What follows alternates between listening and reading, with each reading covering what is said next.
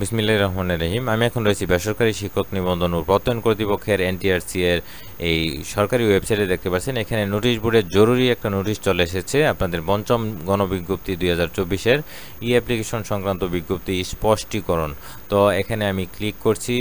Click করার পর বিজ্ঞপ্তিটা চলে আসবে, দেখতে পাচ্ছেন লোডিং হচ্ছে।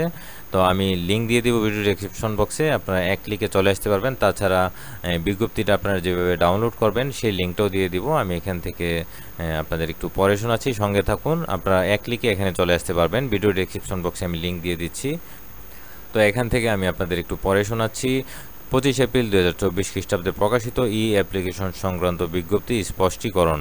এখানে রয়েছে এত দ্বারা পঞ্চম নিয়োগ বিজ্ঞপ্তিতে আবেদনকারীদের দৃষ্টি আকর্ষণপূর্বক জানানো যাচ্ছে যে পঞ্চম নিয়োগ বিজ্ঞপ্তির আওতায় যে সকল শিক্ষা প্রতিষ্ঠানে একই বিষয়ে একাধিক পদ শূন্য রয়েছে সে সকল পদে আবেদনের সময় একাধিক পদেই চয়েস প্রদান করতে হবে।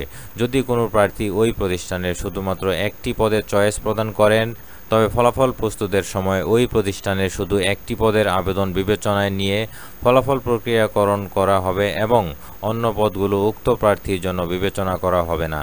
যেমন যদি কোনো প্রতিষ্ঠানে লেকচার অ্যারাবিক নামক পদে 2টি পদ শূন্য থাকে তবে নিয়োগ সুপারিশের লাভের সুবিধার্থে 2টি পদই চয়েস প্রদান করতে হবে।